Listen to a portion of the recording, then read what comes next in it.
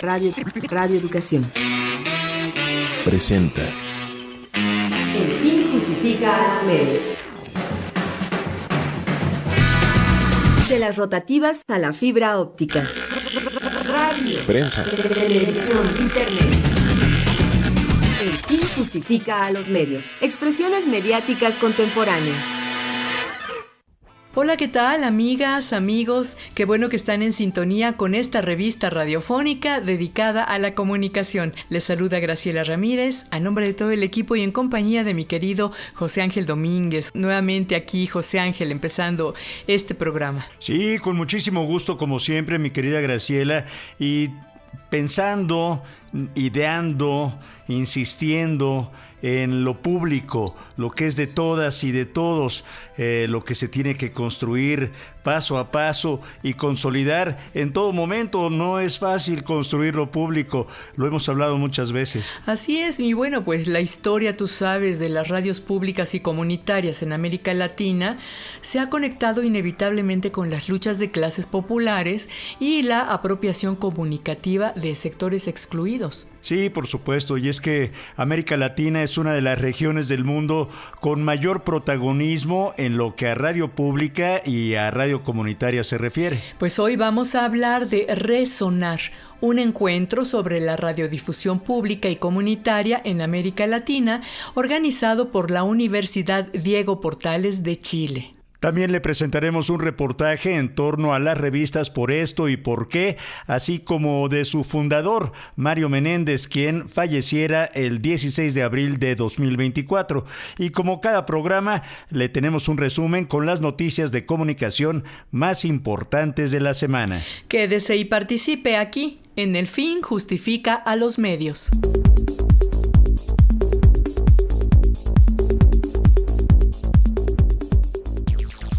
Nos da muchísimo gusto, como siempre, saludar a las personas que nos escuchan al aire por alguna de nuestras frecuencias, a quienes lo hacen a través de nuestras emisoras hermanas o vía internet en cualquier lugar del mundo. Les recordamos que pueden escuchar el podcast en las redes sociales de El Fin Justifica los Medios y por supuesto en la página de Radio Educación. Es www.e-medioradio.edu.mx/El Fin Justifica los Medios. Y en este momento me encanta invitarlos a participar en la red social X, que todos conocemos como Twitter. Nos encuentra como @radioelfin, en Facebook en El Fin Justifica los Medios, y hay un número de WhatsApp al cual puede dejar un mensaje, es el 55 12 33 29 15. Vamos ahora rápidamente a escuchar un recuento de las noticias de comunicación más importantes de la semana que ha realizado nuestra compañera Ángeles Medina. Notimedios. La organización Artículo 19 dio a conocer que en México se ha documentado el asesinato de 163 periodistas en los últimos 24 años. De estos, 17 ocurrieron en Veracruz de 2010 a 2016, durante el periodo del gobierno de Javier Duarte. Al presentar los resultados de la investigación Veracruz de los Silencios, Artículo 19 destacó que las agresiones a la prensa en el periodo del gobierno del expriista son acciones que se repiten sin importar el partido que esté en el poder. Afirma que se ha descubierto la existencia de un entramado entre el Estado, grupos criminales e intereses privados que afecta la labor informativa y que atenta contra la vida y la integridad de periodistas. Esto, según la organización, se suma a que el 90% de los asesinatos contra la prensa se mantienen en la impunidad. Asimismo, Artículo 19 denunció que la postulación de familiares de presuntos asesinos de periodistas a cargos públicos por el partido de Morena es un claro indicio de las redes de corrupción que imperan en la entidad. En Guanajuato, decenas de periodistas clausuraron simbólicamente las instalaciones del Instituto Electoral del Estado por obligar a medios de comunicación a desaparecer notas informativas y criminalizar a los periodistas bajo el pretexto de proteger a mujeres de presuntas agresiones. Pese a la clausura simbólica, la presidenta del instituto, Brenda Canchola, advirtió que continuará con su política de revisión de notas informativas, considerando que aquellas que violen sus parámetros serán puestas bajo medidas cautelares. El partido de Morena causó polémica por difundir la imagen de una camiseta de la Santa Muerte con una leyenda alusiva al presidente Andrés Manuel López Obrador, en la que se lee: "Un verdadero hombre nunca habla mal de López Obrador". La publicación despertó críticas de la oposición, pero también de grupos religiosos que en este caso pidieron la renuncia del encargado de despacho de la Oficina del Sistema Público de Radiodifusión del Estado mexicano, Genaro Villamil, por mostrar la playera en un video de TikTok. Estos grupos afirman que el mensaje puede ser una amenaza a los medios de comunicación o a las y los ciudadanos que no simpatizan con ese partido. En tanto, el presidente Andrés Manuel López Obrador defendió la libertad de expresión y la libertad religiosa y destacó que la polémica es consustancial a la temporada electoral. En Culiacán, en el marco del Día Internacional de la Tierra, que se celebró este 22 de abril y con el propósito de generar las condiciones para una adecuada transmisión de información ante fenómenos meteorológicos, el Instituto de Protección Civil inició una capacitación dirigida a reporteros, periodistas y representantes de medios. La capacitación busca brindar las herramientas necesarias para interpretar correctamente cada uno de los términos de uso común y frecuente en la meteorología. En noticias internacionales, Estados Unidos denunció en su informe anual de derechos humanos que el gobierno de México usó continuamente el descrédito oficial a los periodistas y que dejó sin investigar ni enjuiciar la mayoría de casos criminales como homicidios, torturas, secuestros, trata de personas y extorsiones, por lo que afirman que los niveles de violencia y explotación en el país se mantuvieron altos.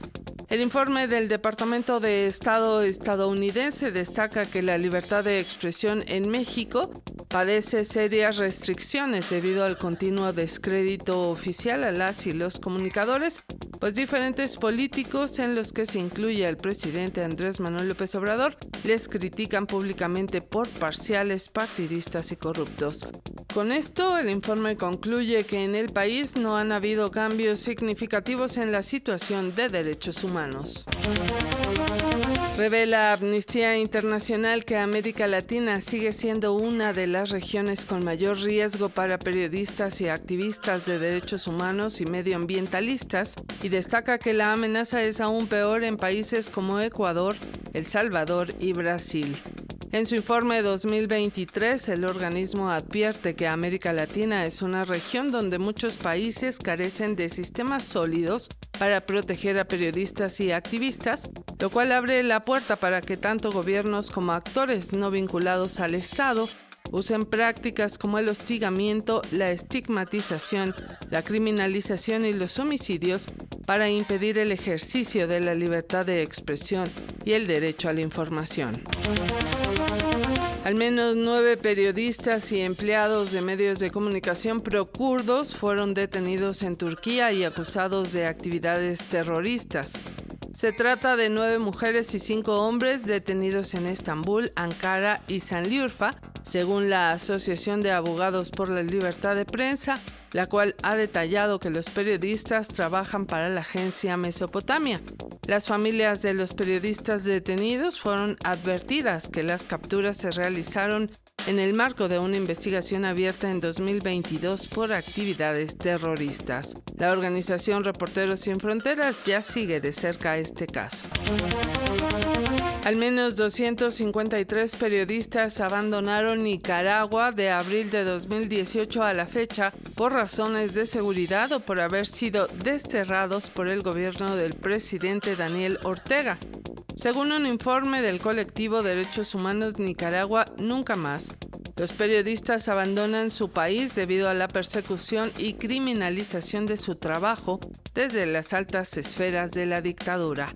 Asimismo, el Movimiento Periodistas y Comunicadores Independientes de Nicaragua dijo que al menos 56 medios de comunicación han sido cerrados o confiscados por el gobierno sandinista desde que estalló la crisis, incluyendo el influyente diario La Prensa, El Confidencial y 100% Noticias.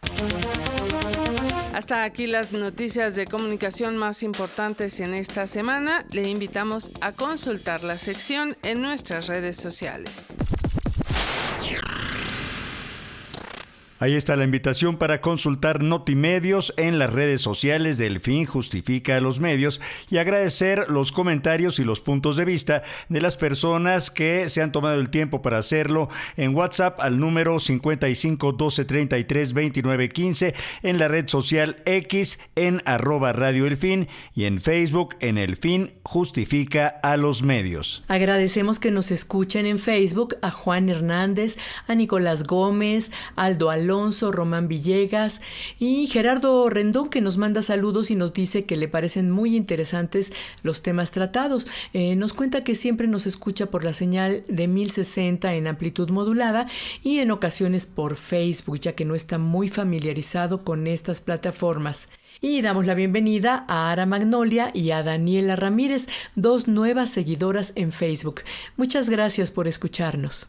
Ahora vamos a escuchar un reportaje que preparó nuestra compañera Alexia Cervantes sobre las revistas Por Esto y Por Qué, a ocasión del fallecimiento de su fundador Mario Menéndez, quien falleció el pasado 16 de abril. Escuchemos.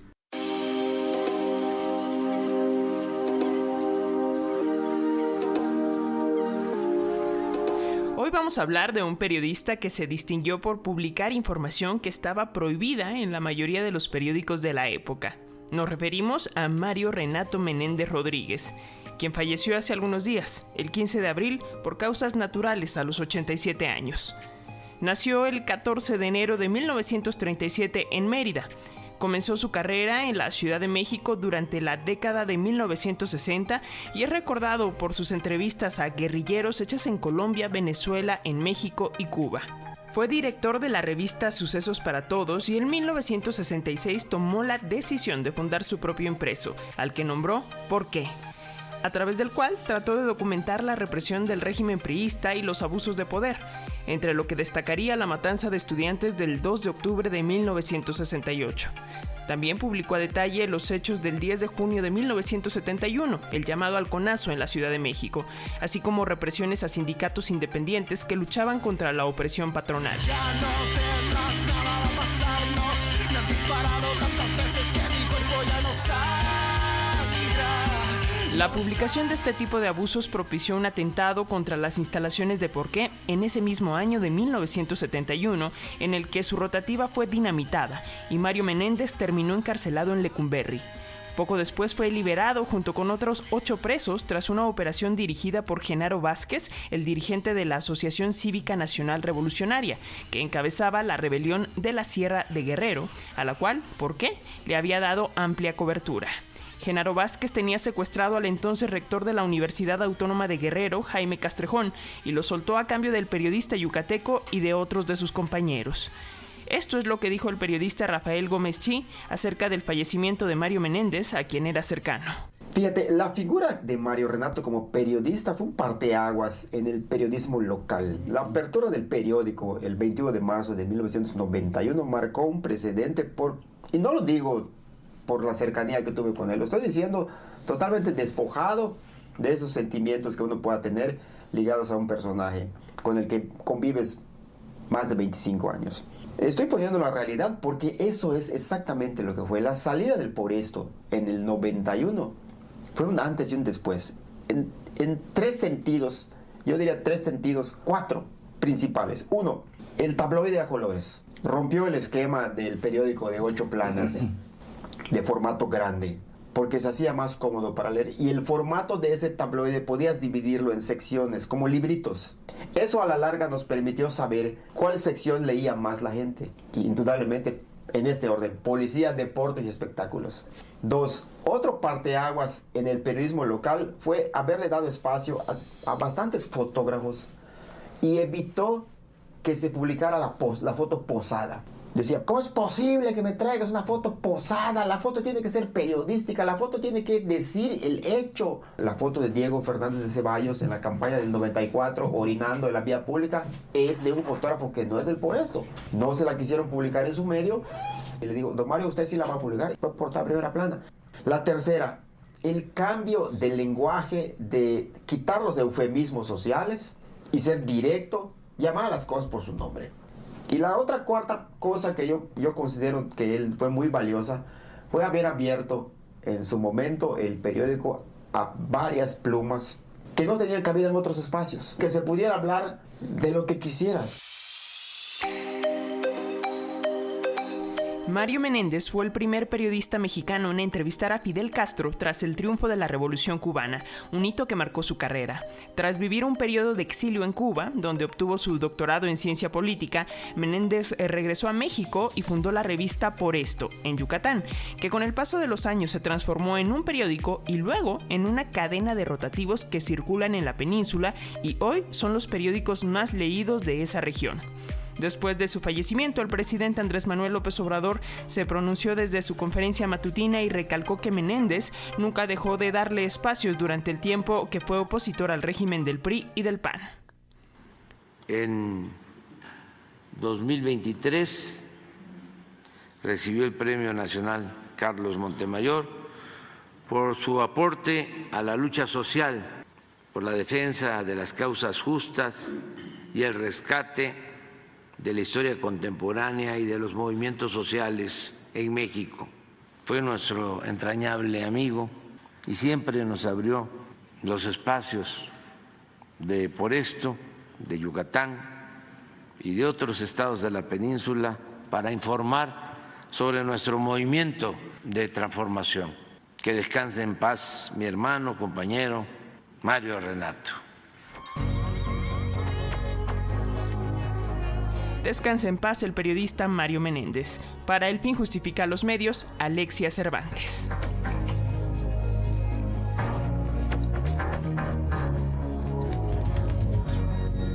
Qué bueno que nos acompaña en El Fin Justifica los Medios y mejor todavía que se ponga en contacto con nosotros a través de la red social X. Nos encuentra como @Radio El Fin, en Facebook como El Fin Justifica los Medios y el número de WhatsApp para dejar un mensaje es 55 12 33 29 15.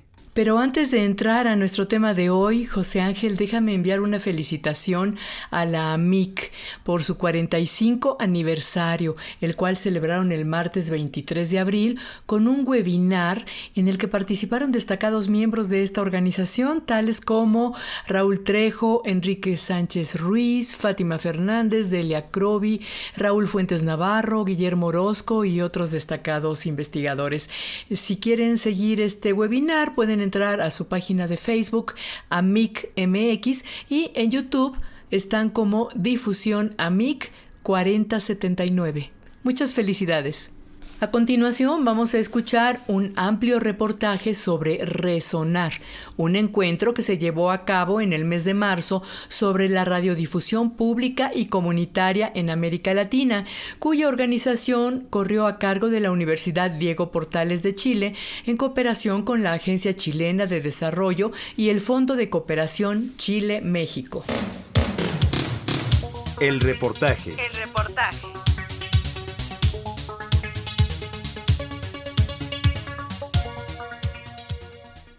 Encuentro Resonar. En este encuentro, destacados académicos y expertos en el campo de la comunicación compartieron sus análisis y experiencias sobre el papel crucial que desempeñan las radios de servicio social en la construcción de una sociedad más justa e inclusiva.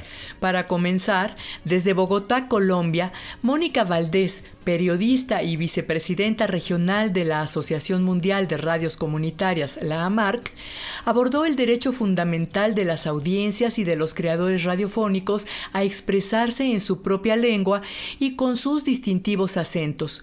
Además, resaltó cómo las quejas y sugerencias de los oyentes pueden dar origen a nuevos formatos de programas, promoviendo así la participación activa de la comunidad en la radio. Mónica Valdés ejemplificó esta dinámica con el caso de una oyente llamada Marta, quien, por cierto, inspiró la creación de un programa que se llama Marta Cantaleta. Si quienes escuchan la radio no se sienten participantes de la radio, no están haciendo radio comunitaria, están haciendo cualquier otra cosa menos eso. Tienen derecho a algo muy elemental, pero al hablar de radio y de culturas orales, es muy importante, es a sus propios acentos, a no tener que impostar la voz con voz de locutor, sino a hablar como naturalmente se habla en la vida cotidiana, con sus dichos, y que eso haga parte del recurso sonoro de la emisora, a que suenen no solo las voces, sino también las aves que cantan en ese territorio, que suene el río, que suene la marimba y suene la guacharaca y suenen los tambores de esa región, que suene la vida.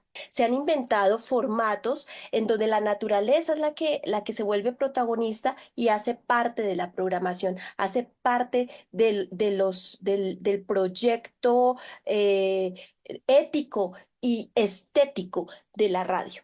Entonces, en este sentido, hay el derecho a que suene el territorio, que suene con sus acentos, y si en una comunidad, vamos a decir, donde, por ejemplo, el Baupés en la Amazonía, vuelvo al ejemplo de la Amazonía, donde hay una gran diversidad lingüística y donde hay personas que hablan 5 idiomas, pero también hay personas que sobreviven al colonialismo y hay idiomas que tienen 5 hablantes. 10 hablantes, 1 o 2 familias. La emisora comunitaria tiene el derecho y el deber de poner ese idioma, porque ese idioma de 5, de 10, de 2 hablantes, como ocurre acá con la lengua tinigua, son sobrevivientes y son resistencia, y son sobrevivientes del colonialismo, y tienen derecho a que en esa emisora, por ejemplo, así los otros habitantes no hablen tinigua, puedan dar la hora diciendo algo en idioma tinigua, pero que aquellos que hacen parte de esa comunidad reconozcan esa lengua. Y es parte de los derechos del derecho a la voz propia, del derecho a esa polifonía de voces que no necesitan permiso, sino que esas lenguas originarias hacen parte de ese proyecto cultural. Entonces, ahí creo que es importante tener en cuenta la posibilidad que tienen esas democracias locales a participar. Por ejemplo, hay una oyente en la emisora Radio Andaquí que, por ejemplo, se quejaba de las múltiples, de lo que hacía la gente un fin de semana en el río, ¿no? Entonces, muchas veces se iban al río, pero dejaban sucio el río o los alrededores cuando estaban participando de un día de esparcimiento. Ella se llama Marta. Imagínate que la cantaleta se volvió un formato de la radio comunitaria, porque Marta siempre que iba a la radio o llamaba a la radio era para desahogarse con su cantaleta.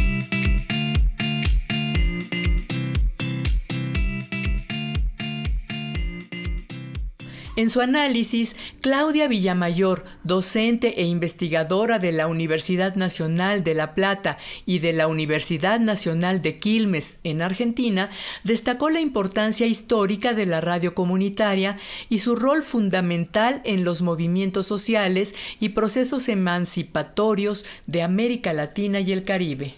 Además, Claudia Villamayor explicó cómo la radio fue empleada como recurso pedagógico durante la pandemia de COVID-19, subrayando la necesidad de evaluar mejor su impacto en la educación y la comunicación en tiempos de crisis. Los medios comunitarios básicamente asientan su agenda en producir temas que tienen que ver con lo local y con las comunidades en donde ellas están insertas. Esa es su historia en los últimos 80 años, desde la vieja radio educativa, la radio popular, la radio comunitaria, ciudadana, alternativa, construcción colectiva, y todos los nombres con la que se ha adjetivado los medios asociativos y cooperativos, que los nombres no son arbitrarios, sino que aluden a procesos políticos fuertes, procesos de los movimientos sociales. Las radios comunitarias, ustedes saben, son estratégicas de movimientos sociales, de organizaciones, no son un fin en sí mismo, sino que son parte de un movimiento potente que siempre ha tenido que ver con procesos emancipatorios. Y que en el escenario actual, no ya ni en los 70, ni en los 80, ni en los 90, ni en los 2000, en el escenario actual, con un avance sustantivo de las derechas en América Latina y el Caribe, hay un replanteo del rol sustantivo que cumplen los medios comunitarios en la producción de contenidos. Hicimos un trabajo sobre 1000 emisoras argentinas comunitarias, las 49 repetidoras de la radio pública argentina y la red escolares y universitarias, también en este caso. ¿Para qué? Para sistematizar y para conocer el impacto que había tenido la continuidad educativa en el marco del COVID-19, en el marco de la pandemia, porque al estar el aislamiento, se utilizó la radio como recurso pedagógico para la continuidad educativa. Y en su implementación hubo una producción de contenidos muy potentes que se hizo a través del Ministerio de Educación con equipos de producción radiofónica. El Estado lo que hizo fue convocar a todas las radios privadas, públicas, comunitarias. Sin embargo, los medios privados no se acercaron a prestar el servicio a la radio, en particular la radio privada no prestó servicio para darle la continuidad educativa en la pandemia.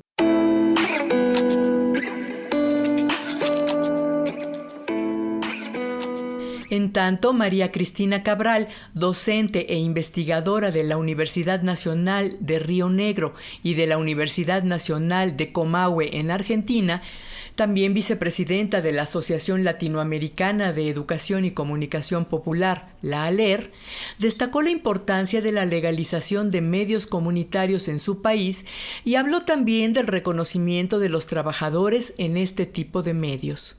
Y es que este reconocimiento legal no solo garantiza la legitimidad de su labor, sino que también impulsa su capacidad para servir como agentes de cambio en el paisaje mediático. Recordemos que desde diciembre del año pasado gobierna en Argentina el Partido de la Libertad Avanza, que lleva como presidente a Javier Milei y que, estamos viviendo momentos terribles para nuestro país en materia de libertad de expresión, de derecho a la comunicación.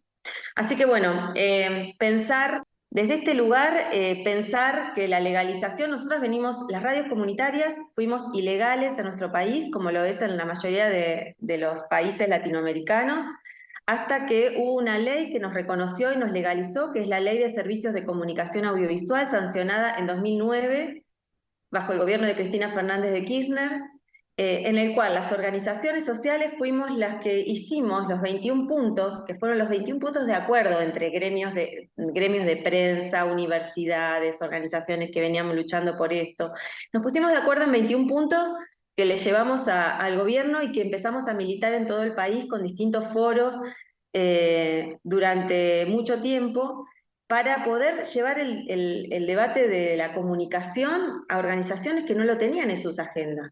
Especialmente pensemos que, no sé si les pasa, pero nos cuesta muchísimo poder a veces darle la dimensión que tiene lo comunicacional para nosotros y nosotras en el diálogo con otras organizaciones, ¿no? Parece que sigue todavía esto de que comunicación es saber postear en las redes, en este caso, saber hacer un comunicado, sacar las fotos, editar un video, y cuesta mucho este pensamiento nuestro de la comunicación pensada como estrategia organizativa, como estrategia política de las organizaciones sociales, ¿no?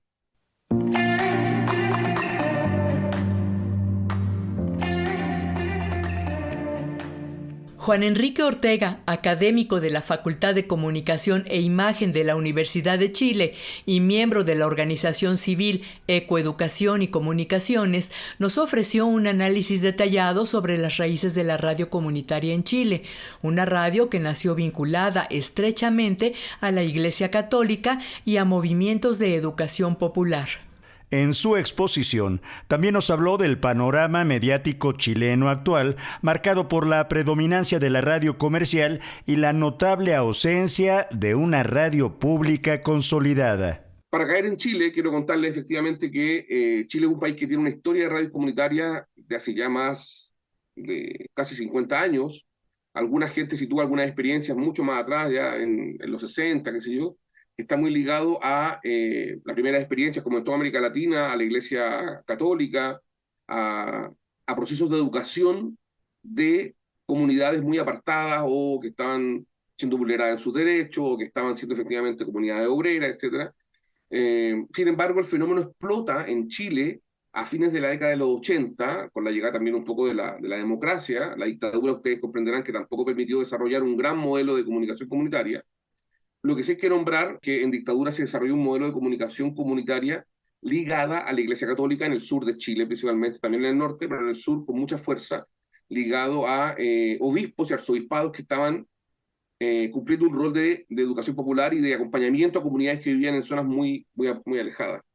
¿Y cuáles son otras claves que tenemos en Chile, por supuesto, para entender el concepto de la radio comunitaria en Chile? Es que tenemos una ausencia de modelos públicos de comunicación. Eso tal vez para los compañeros de México, para las compañeras de México debe ser complejo entenderlo, también para Marcelo tal vez que efectivamente tiene aquí un modelo público de radio brasilera distinto, pero Chile es un país donde la radio comercial ha sido el principal motor del formato. No hemos tenido radio pública, solamente durante la dictadura tuvimos algunos espacios de radio pública. Lo que hoy día sobrevive de radio pública son radios universitarias, no de todas las radios, no de todas las universidades, por supuesto, públicas, sino que de algunas que todavía sostienen algunas frecuencias de radio a nivel regional o provincial incluso. Pero nunca tuvimos el modelo mexicano, por ejemplo, de radio y televisión pública. El Estado nunca ha desarrollado una forma distinta a comunicar que no sea la del modelo comercial. Y eso también a nosotros nos produce, por supuesto, un ecosistema mediático bastante cerrado y muy poco plural. Lo ha dicho la Relatoría de Libertad de Expresión en muchos de sus informes, y eso hace que la sociedad chilena y que el ecosistema mediático en Chile ya esté marcado por ciertos factores fundamentales. Por lo tanto, para entender la radio comunitaria hay que entender que los marcos legales que han existido han sido siempre deficientes y bastante atrasados. Tenemos una ley hoy día funcionando que está vigente en el 2010, que es más una ley que podría funcionar para los años 90 que para el siglo XXI, por supuesto, que no permite el desarrollo de espacios publicitarios, por ejemplo. Entonces, ahoga a la radio comunitaria a sobrevivir, pero sin poder hacer ningún ejercicio económico para sobrevivir.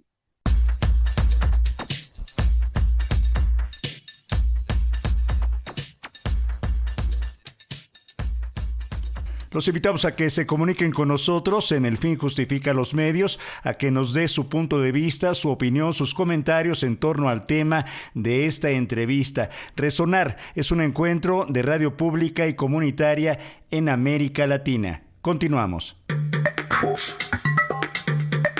Entra en comunicación mandando un correo a elfinjustifica@yahoo.com.mx. Y por supuesto a través de Facebook nos encuentras como El Fin Justifica los Medios y en Twitter como @Radio El Fin.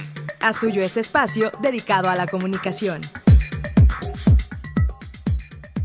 Escuchamos un reportaje en torno al encuentro Resonar, este encuentro que se llevó a cabo en Chile en torno a la radio pública y comunitaria en América Latina. También desde Chile, la periodista María Pía Mata, expresidenta de AMARC, examinó la historia legislativa de Chile en relación con los medios comunitarios, criticó la legislación actual y destacó la necesidad de reformas para garantizar un entorno mediático más equitativo. Quiero decir que el movimiento de radio comunitaria y la legislación en Chile, los derechos que debieran ser derechos respetados, que en Chile no se respetan, desde el regreso inmediato a la democracia, en Chile no hubo una perspectiva de desarrollo para que hubiera un inicio de armar un tercer sector de los medios comunitarios.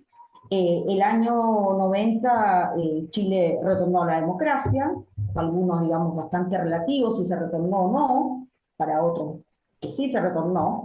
Recién en el año 94 tuvimos una primera legislación que era una legislación que hablaba solo de medios de mínima cobertura. Y nosotros éramos el hazme reír en el continente y en el mundo, porque nadie podía creer ni entender que en Chile una emisora funcionara con un WhatsApp, ¿no? Que era como el chiste, el WhatsApp en Chile, el WhatsApp.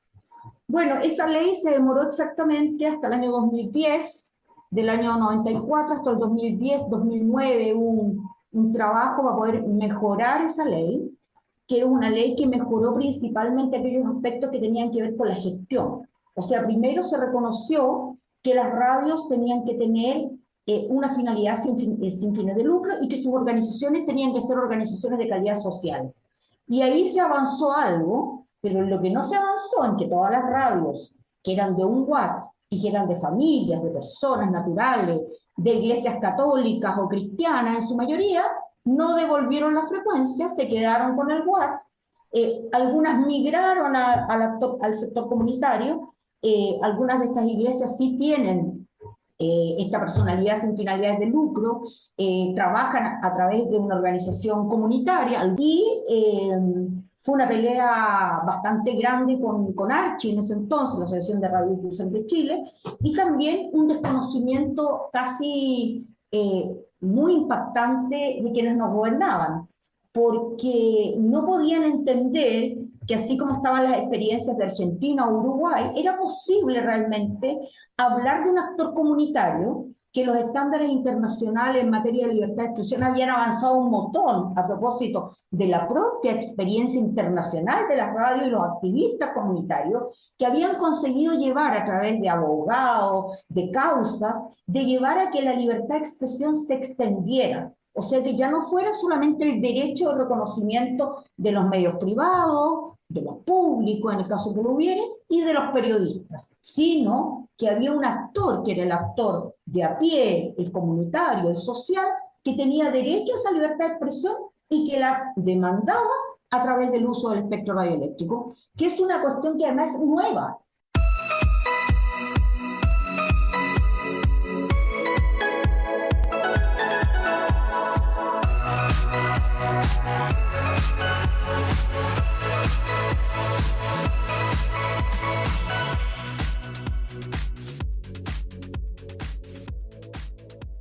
En este mismo sentido, Javier García, profesor universitario e investigador del Observatorio Latinoamericano de Regulación de Medios y Convergencia, señaló que la falta de definición legal en Chile ha llevado a una mezcla de radios religiosas, de sociedades civiles y de comunidades diversas que han derivado en un uso inadecuado de la figura comunitaria. Asimismo, Javier García profundizó en la situación de los medios indígenas en Chile, destacando la falta de representación y el proceso de marginación que han experimentado. Y lo cierto es que, pues incluso, bueno, a pesar de que Chile fue uno de los países que tomó medidas para dar cabida a estos medios, en el año 90, con una norma en el año 94, en realidad fue una norma antimedios comunitarios, ¿no?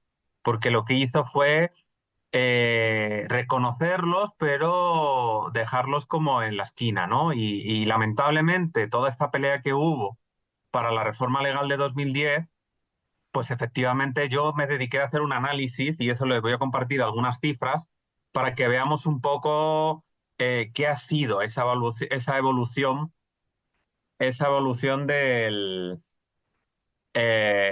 las radios comunitarias en Chile antes y después de esta ley. Aproximadamente Chile tiene unas 500 concesiones de radio comunitaria y se dieron en dos etapas. Se dieron en una primera etapa con esta ley del año 94 y luego a partir del año 2010 en una segunda etapa. Y lo cierto es que la gran parte de radios comunitarias son del primer periodo. Es decir, ha habido un crecimiento, pero menos de un 40% de las radios actuales han nacido a partir de la nueva ley. Es decir, y de hecho hubo una desaparición de radios de mínima cobertura que no cumplían el requisito, porque eran empresas. Y luego, efectivamente, otra de las cuestiones es que la falta de definición pues, ha hecho que esto sea como una especie de cajón desastre, ¿no? Y dentro de las radios comunitarias hay una mezcla de colectivos sociales, hay un porcentaje muy amplio y de difícil determinación, pero en cualquier caso es un mayor a un 20% de radios religiosas o de concesionarios que son iglesias. Y en muchos de esos casos, esas radios tienen fines proselitistas, ¿no? Entonces, porque digamos que aquí no es una crítica porque los pioneros de la radio comunitaria fueron radios en Latinoamérica de entidades religiosas, pero en este caso nos estamos refiriendo a veces a pequeñas, digamos, iglesias evangélicas que han utilizado la vía de la radio comunitaria como una forma de proselitismo. Entonces, ahí el inconveniente es que hay una desnaturalización de lo que es la figura de los medios comunitarios. Y este fenómeno se ha dado en toda Latinoamérica.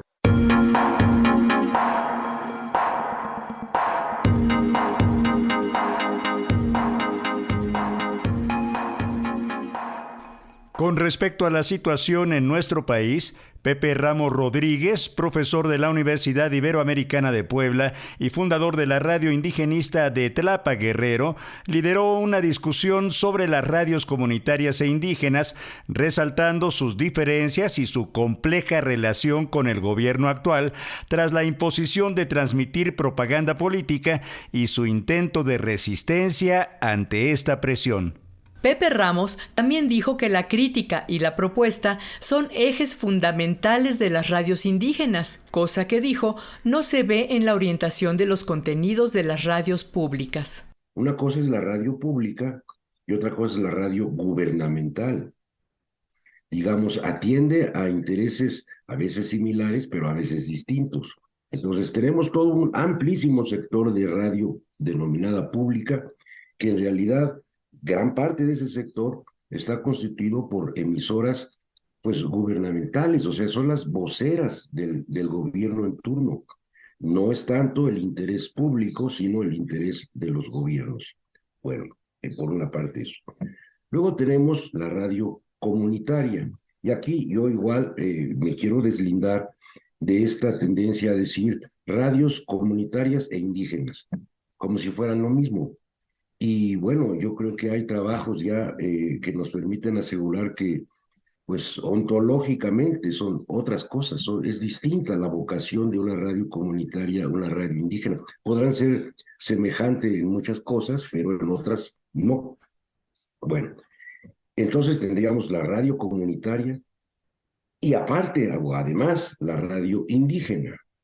Ahora bien, otro punto que complejiza mucho la situación es que en este amplio sector de radios comunitarias y radios indígenas hay unas que trabajan con una licencia del gobierno, con un permiso de una frecuencia asignada, y hay otras que son la inmensa mayoría que trabajan pues fuera de ese marco jurídico, sin una frecuencia, digamos, no están sujetas a los mecanismos de regulación que están sujetas las radios que tienen un permiso. Por lo que toca a las radios comunitarias, igual aquí empezamos a ver distinciones pues, importantes. Voy a intentar exponer rápidamente un caso, un asunto que estamos viviendo. La radio comunitaria, bueno, voy a hablar primero de la radio indígena, de la que tiene autorización por parte del gobierno. A últimas fechas, emisoras con autorización, emisoras indígenas autorizadas bajo una frecuencia de licencia de funcionamiento como emisora indígena, están pues quejándose, levantando una protesta enérgica porque el organismo regulador les obliga a transmitir todas las cuñas publicitarias, toda la propaganda política. Ahora estamos en un año de elecciones. Entonces, hay regiones donde pues ni siquiera están los partidos políticos. De hecho, ni siquiera se rigen por el sistema normal de partidos políticos, sino que se rigen por usos y costumbres, o sea, de otra manera.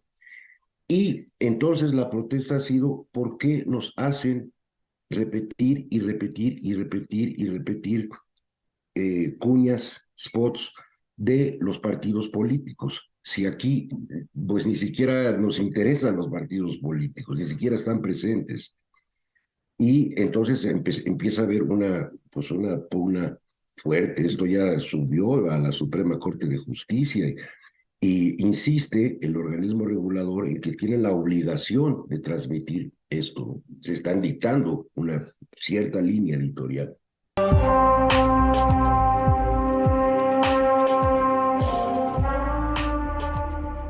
En tanto, Carlos Vaca, doctor en Sociología por la Benemérita Universidad Autónoma de Puebla y coordinador general del Centro de Investigación en Tecnología y Saberes Comunitarios, habló de la necesidad de que los procesos de formación de quienes hacen radio de servicio social vayan más allá de lo técnico, abordando también aspectos cruciales como la sostenibilidad del propio medio.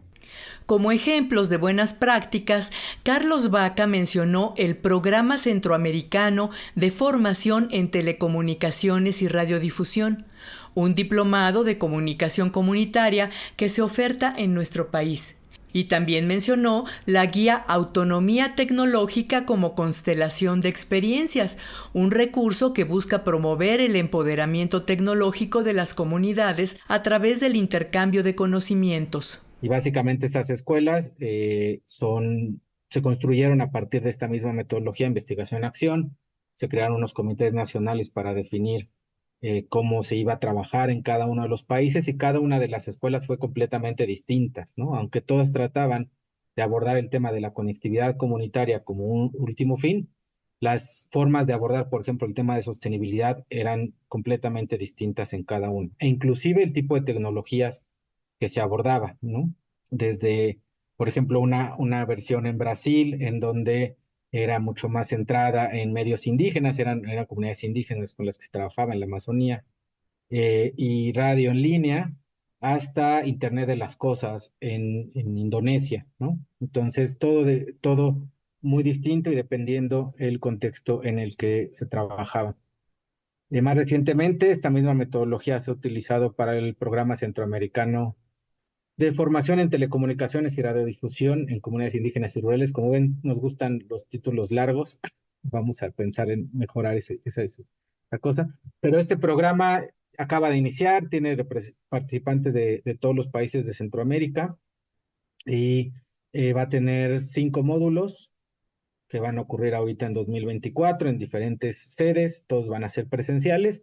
Y después tendrán una fase de implementación de microproyectos en cada uno de los medios de la gente que está participando.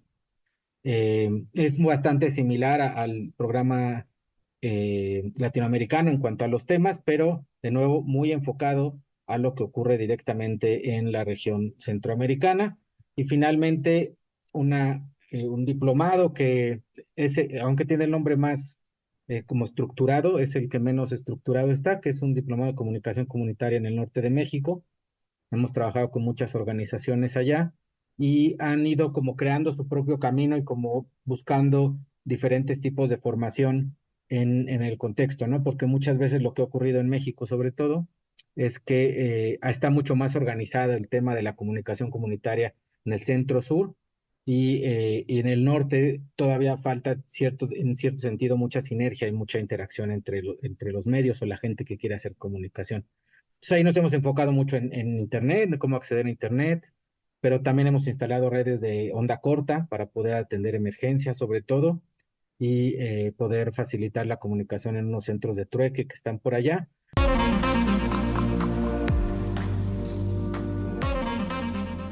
Las ponencias completas compartidas en Resonar, encuentros sobre radiodifusión pública y comunitaria en América Latina, las puede encontrar en la página web periodismo.udp.cl.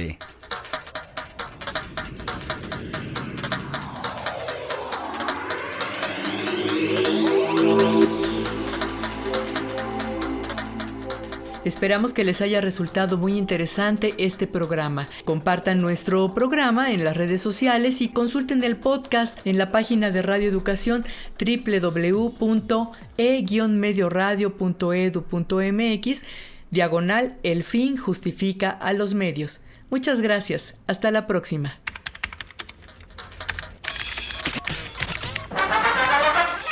Radio Educación presentó El fin justifica a los medios.